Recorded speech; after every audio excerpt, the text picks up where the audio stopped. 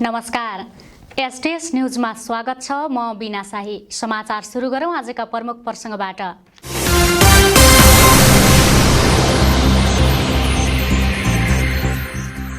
पछिल्लो 24 घण्टामा नमुना संकलन नभएपछि सेतीमा कोरोना परीक्षण हुन सकेन। देशभर 1442 कोरोना संक्रमित थपिए।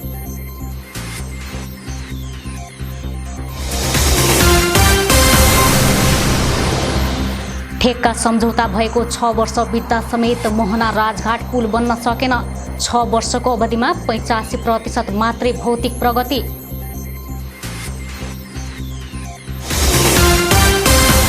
प्रहरीको हत्या घटनामा पक्राउ परेका मोटर व्यापारी सहित अभियुक्तलाई हदैसम्म कारबाही गर्न प्रहरीको राय।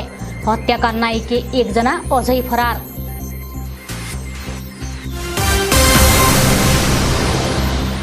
तिहार सकिएसँगै तराईमा छठ पर्वको तयारी सुरु। भगवान सूर्यको पूजाका लागि पवित्र उपासना आरम्भ।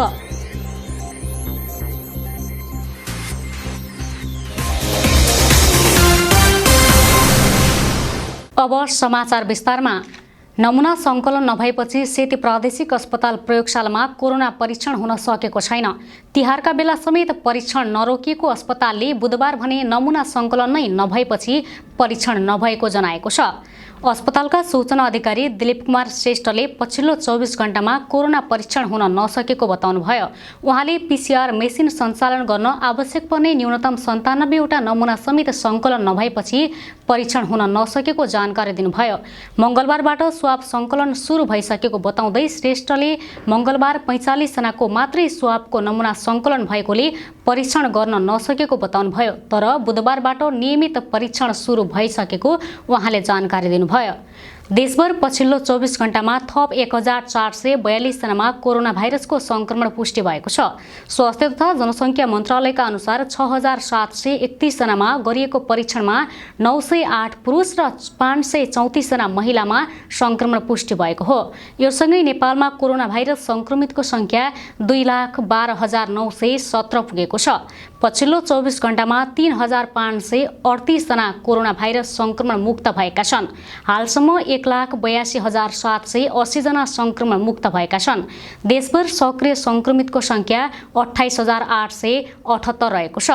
कोरोना संक्रमण हुँदा धनगढीका एक युवकको भारतमा मृत्यु भएको छ।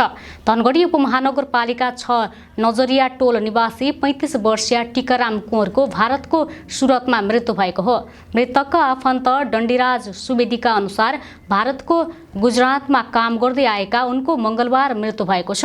करिब 4 महिना अघि उनमा संक्रमण पुष्टि भएको थियो। 2 वर्षभित्र काम सम्पन्न गर्ने गरी 2071 साल 31 असारमा ठेक्का सम्झौता भएको मोहना नदीको पुल अलपत्र परेको छ। ठेक्का सम्झौता भएको 6 वर्ष बित्दा समेत काम अधुरै रहेपछि आवागमनमा समस्या भएको छ। नदीमा पुल निर्माण भए धनगढीमा आवत जावत गर्न सजिलो हुने अपेक्षा गरेका राजघाटवासी निर्माणमा भएको ढिलाइका कारण निराश बनेका छन्। कञ्चनपुरको कृष्णपुर नगरपालिकालाई मोहना नदीले धनगढीबाट छुट्याइएको छ। 1-2 किलोमिटरकै दूरीमा सुविधा सम्पन्न अस्पताल र स्कुल क्याम्पस छन्। तर कृष्णपुरको राजघाट क्षेत्रका बासिन्दा बिरामी हुँदा यातायातको असुविधाले धनगढीसम्म आउन सक्दैनन्। वर्षमा केही महिना डुङ्गामा ओहोरदोहोर भए पनि वर्षाका बेला आवागमन नै ठप्प हुन्छ। चाँडै पुल निर्माण भए सजिलो हुने आशामा बसेका जनता 6 वर्षदेखि ठगिएका छन्। अब यो समस्या भनेको त धेरै छ। बिमारी भएपछि हैन, अब यहाँ पुल पनि हुँदैन, त्यतिखेर ढुङ्गा पनि चल्दैन। अब मान्छे त्यतिकै पनि दुःख पाइरहेछ। अब हाम्रो यता नजिक परेको हुनाले अब उतातिर धेरै टाढा हुनाले अब अप्ठ्यारै हुन्छ। यहाँ धेरै मान्छेले ज्यान गुमाइसकेका छन्। 6-7 वर्ष लागिसक्यो, अहिलेसम्म पुल चाहिँ तयार भएको छैन। अब यता पनि मान्छेहरू भाडा तिरेर गइरहेछन् आवत जावत, अनि बर्खामा त होइन ढुङ्गा पनि चल्न सक्दैन ठुलो बाढी आएपछि। कञ्चनपुरको राजघाटवासीले दैनिक उपभोग्य वस्तुको किनमेलदेखि बालबालिका विद्यालय पठाउने, स्वास्थ्य उपचार गर्न, विभिन्न पेसा व्यवसाय तथा कामका लागि धनगढी आउजाउ गर्ने गरेका छन्। निर्माण व्यवसायीको लापरवाही र सरोकारवाला निकायले व्यवस्था गर्दा 6 वर्षसम्म पुल निर्माण नभएको आरोप स्थानीयको छ। स्थानीय प्रेमबहादुर बलायरले निर्माण भइरहेको ढिलाइले शास्ति खेप्नुपर्ने बाध्यता कायमै रहेको बताउनुभयो। यसका लागि अब सरकारले जो गर्नुपर्ने हो, तदारुकता देखाउनु पर्ने हो। पुललाई छिटो छरितो गरेर अगाडि लगाउनु पर्ने हो, हैन, बनाउनु निर्माण गर्नुपर्ने हो, सम्पन्न गर्नुपर्ने हो, समयमा त्यो ठेकेदारको लापरवाहीको कारणले भएको अहिले हामीहरूले महसुस गरेका छौँ होइन। यो अब अहिले नयाँ ठेकेदारलाई दिइसक्यो भन्ने किसिमको चाहिँ कुराहरू पनि आइरहेछ होइन।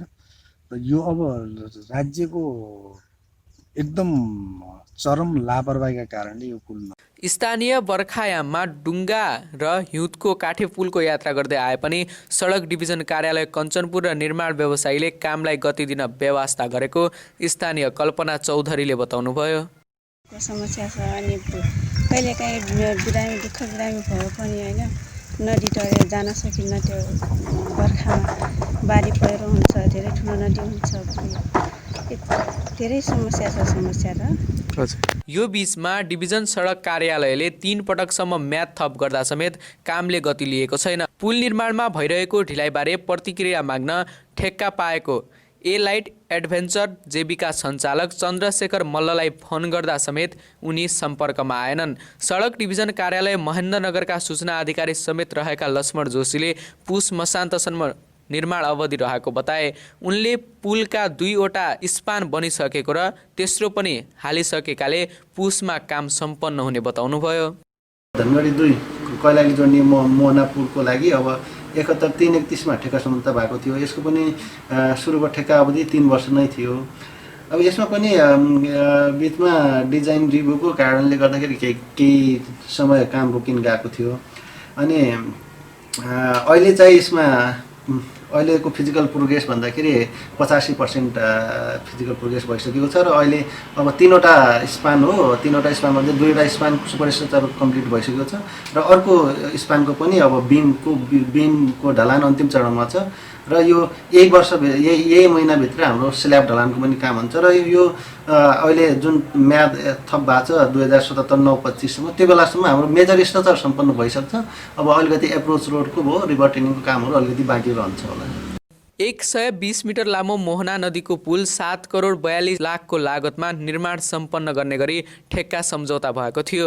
2 वर्षभित्र सम्पन्न गर्नुपर्ने पुल निर्माणमा भएको ढिलाइले 6 वर्षसम्म अधुरै रहेको हो। 6 वर्षको अवधिमा 85% मात्रै भौतिक प्रगति भएको सडक डिभिजन कार्यालयले जनाएको छ। धनगढीमा 2 जना प्रहरीको हत्या घटनामा पक्राउ परेका मोटर व्यापारी सहितका अभियुक्तलाई हदैसम्म कारबाही गर्न प्रहरीले राय दिएको छ।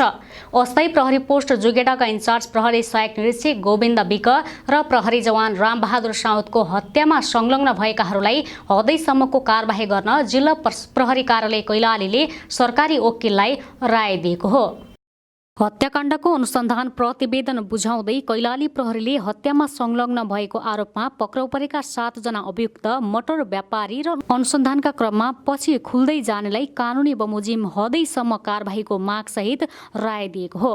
जिल्ला प्रहरी कार्यालयका सहायक प्रवक्ता प्रहरी निरीक्षक हिक्मत थापाले सरकारी वकिलको कार्यालयलाई अनुसन्धान प्रतिवेदन बुझाउँदै संलग्नलाई हदैसम्मको कारबाही गर्न राय दिएको जानकारी दिनुभयो। उहाँका अनुसार यसअघि नै अनुसन्धान सकेर प्रतिवेदन सरकारी वकिलको कार्यालयलाई पेश गरिएको भए पनि 1 जना अभियुक्तलाई कोरोना देखेपछि अदालतीय प्रक्रिया भने पछाडि धकेलिएको थियो। गत कार्तिक 1 गते नियमित गस्तीमा खटेका बेला अस्थायी प्रहरी पोस्ट जुगेडामा कार्यरत प्रहरी सहायक निरीक्षक विक र प्रहरी जवान साउदको हत्या गरिएको थियो। विभत्स हत्या गरेको अवस्थामा उनीहरू 2 जनाको शव मोहना नदीमा फेला परेको थियो। हत्यामा संलग्न रहेको आरोपमा प्रहरीले जुगेडाकै 7 जनालाई पक्राउ गरेको छ भने हत्याका नाइके भनेका 1 जना अझै फरार छन्। मोटर तस्करीमा अवरोध गरेपछि प्रहरीको हत्या गरेको अभियुक्तको बयानका आधारमा धनगढीकै व्यापारी राजीव गुप्तालाई समेत प्रहरीले पक्राउ गरेको छ।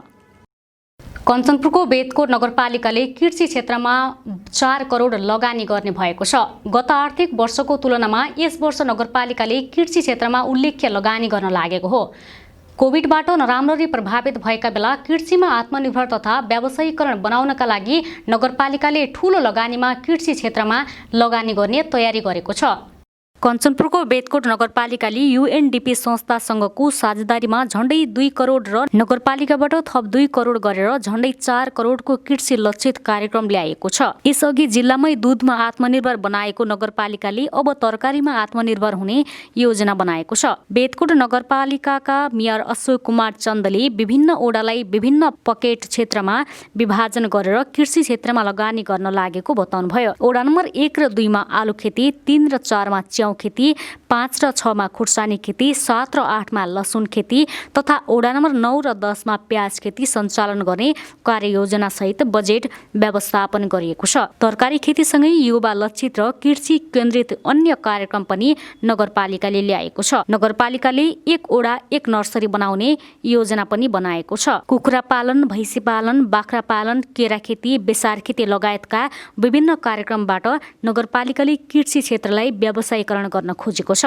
नगरपालिकाले 50% अनुदानमा गहुँको बिउ वितरण गरिरहेको जनाएको छ। प्रत्येक बेरोजगार नागरिकलाई नगरभित्रै रोजगार दिने नगरपालिकाको योजना भएकोले कृषिलाई रोजगारीको पहिलो क्षेत्र रोजिएको नगर प्रमुख चन्दले बताउनुभयो। नगरपालिकाका सिँचाइ सुविधा नपुगेका ठाउँमा सिँचाइका कार्यक्रमहरू पनि ल्याइएको छ। 1 ओडाको 2 ठाउँमा पोली हाउस निर्माण गर्ने कार्यलाई पनि नगरपालिकाले अघि सारेको छ। स्थानीय बजारमा स्थानीय उत्पादनको धेरै ठूलो माग हुँदै आएको छ। सुदूरपश्चिम प्रदेशमा दशैं र तिहारको अवधिमा 56वटा सवारी दुर्घटना भएका छन्। दुर्घटनामा 28 जनाको मृत्यु भएको छ भने 126 जना घाइते भएका छन्। उनीहरूमध्ये 78 जनाको अवस्था गम्भीर रहेको प्रहरीले जनाएको छ।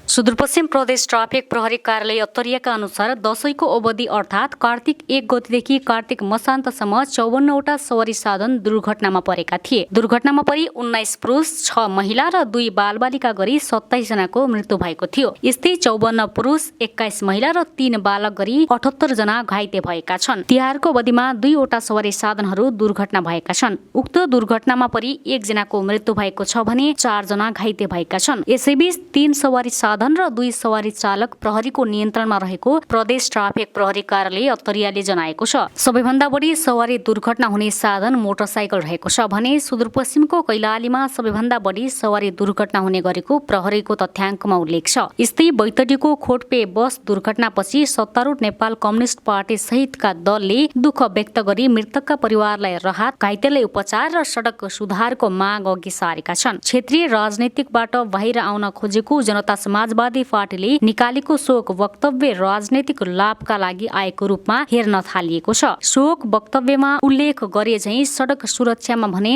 सुधार हुन नसकेर वर्षेनी सर्वसाधारणले दुर्घटनामा अकाल ज्यान गुमाउनु परेको छ। खोटपे दुर्घटनापछि दलहरूले भने झैं सडक सुरक्षाका उपाय अवलम्बन नभएपछि दुर्घटना हुन पुगेको छ। तिहार मनाउने खुसी मन बनाएर गन्तव्यतिर फर्केका 9 जनाको घटनास्थलमै मृत्यु भयो। अन्य घाइते घर फर्किएका छन्। सडक सुरक्षाका लागि सडक र सार्वजनिक सवारीको अवस्था महत्त्वपूर्ण मानिने भएकोले बैतडी ट्राफिकलाई त्यही दुबईको चेपुवामा परेको छ। सडक विस्तारको अनुपातमा ट्राफिक परिचालन गर्न नसक्ने अवस्थामा ट्राफिक प्रहरी छ। जिल्ला ट्राफिक प्रहरी कार्यालय बैतडीका इन्चार्ज प्रहरी सहायक निरीक्षक राजेन्द्र सिंह रावल ट्राफिक जनशक्ति नबढाउँदासम्म दुर्घटना नियन्त्रण गर्न नसकिने बताउनुहुन्छ।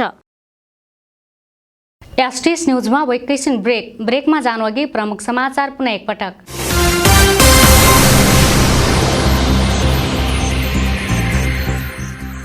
पछिल्लो 24 घण्टामा नमुना सङ्कलन नभएपछि सेतीमा कोरोना परीक्षण हुन सकेन। देशभर 1442 कोरोना सङ्क्रमित थपिए।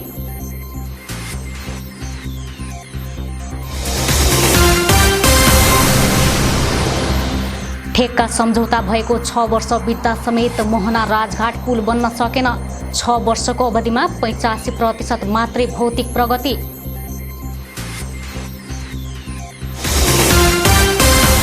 प्रहरीको हत्या घटनामा पक्राउ परेका मोटर व्यापारी सहित अभियुक्तलाई हदैसम्म कारबाही गर्न प्रहरीको राय।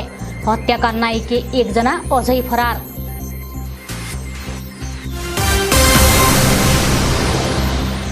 तिहार सकिएसँगै तराईमा छठ पर्वको तयारी सुरु। भगवान सूर्यको पूजाका लागि पवित्र उपासना आरम्भ।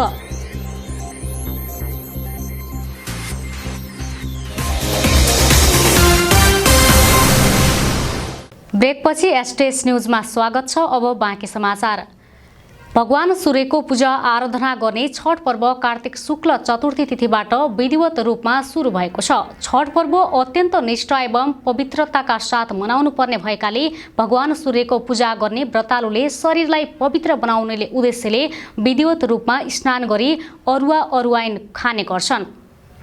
छठ पर्व अत्यन्त निष्ठा एवं पवित्रताका साथ मनाउनु पर्ने भएकाले भगवान सूर्यको पूजा गर्ने व्रतालुले शरीरलाई पवित्र बनाउने उद्देश्यले विविधत रूपमा स्नान गरी अरुवा अरुवाइन खाने गर्छन्। पञ्चमी तिथिमा दिनभर उपवासमा बसेर साँझको समयमा नयाँ माटोको चुलोमा खीर पकाउँछन्। त्यसपछि घरको देवी देवताको पूजामा चढाइएको खीर प्रसादको रूपमा व्रतालुले ग्रहण गरी परिवारका अन्य सदस्यलाई वितरण गर्ने गरिन्छ। यस विधिलाई खरना भनिन्छ।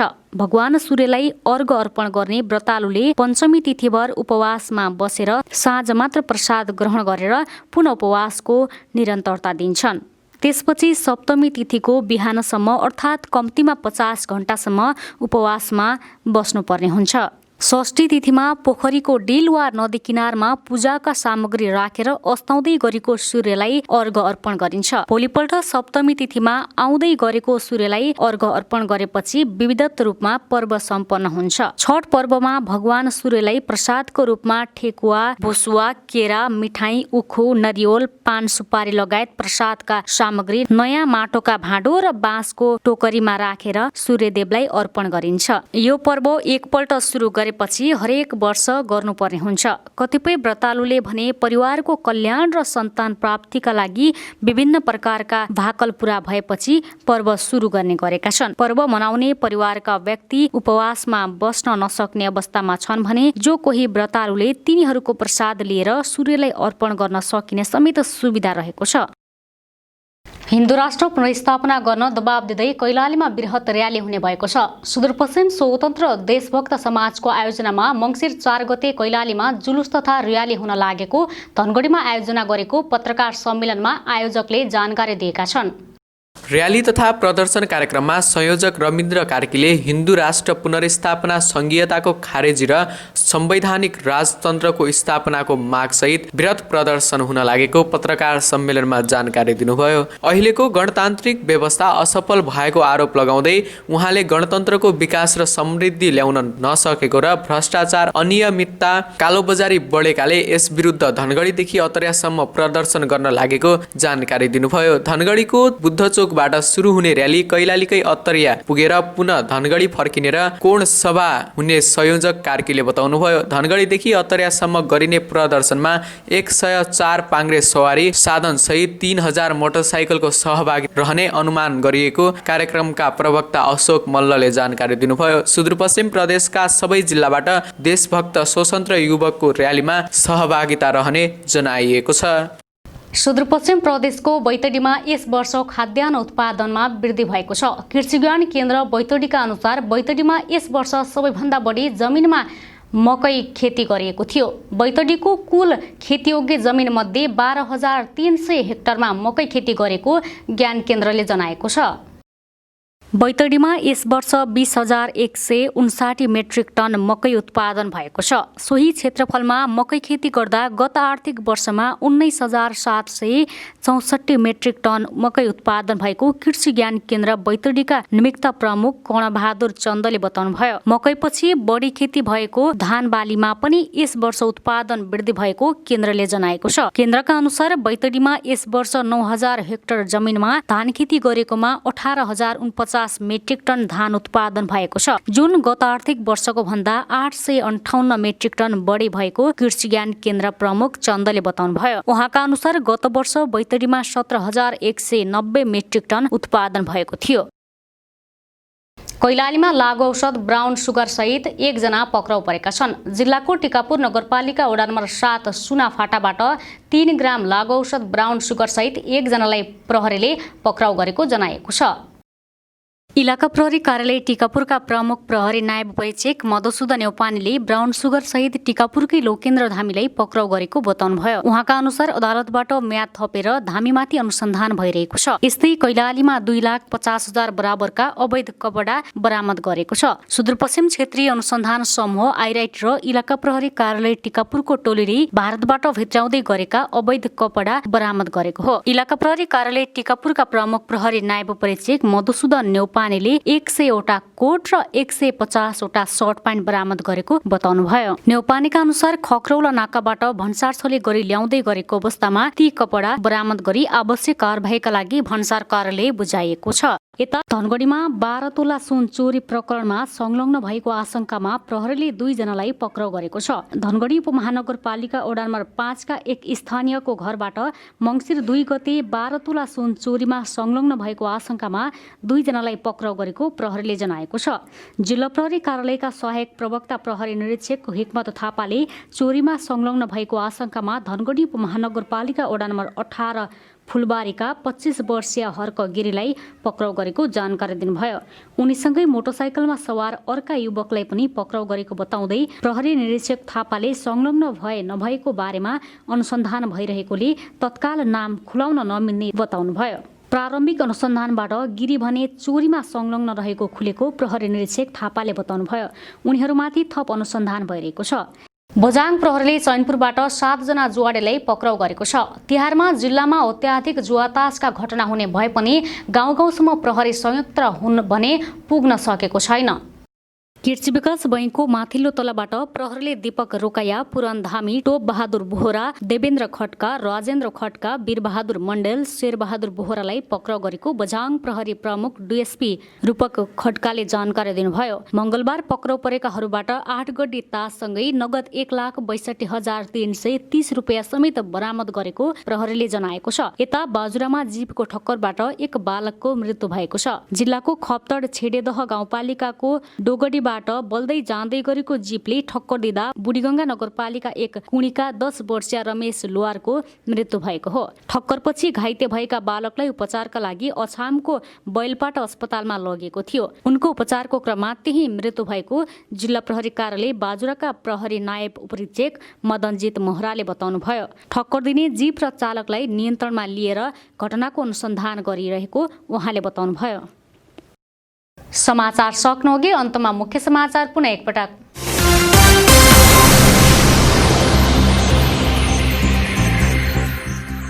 पछिल्लो 24 घण्टामा नमुना सङ्कलन नभएपछि सेतीमा कोरोना परीक्षण हुन सकेन।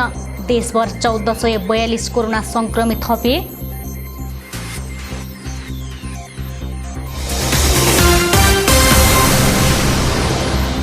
ठेक्का सम्झौता भएको 6 वर्ष बित्दा समेत मोहना राजघाट पुल बन्न सकेन। 6 वर्षको अवधिमा 85% मात्रै भौतिक प्रगति।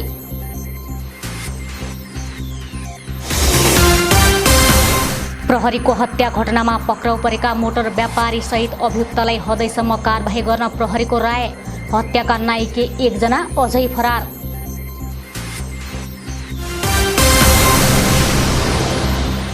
तिहार सकिएसँगै तराईमा छठ पर्वको तयारी सुरु। भगवान सूर्यको पूजाका लागि पवित्र उपासना आरम्भ।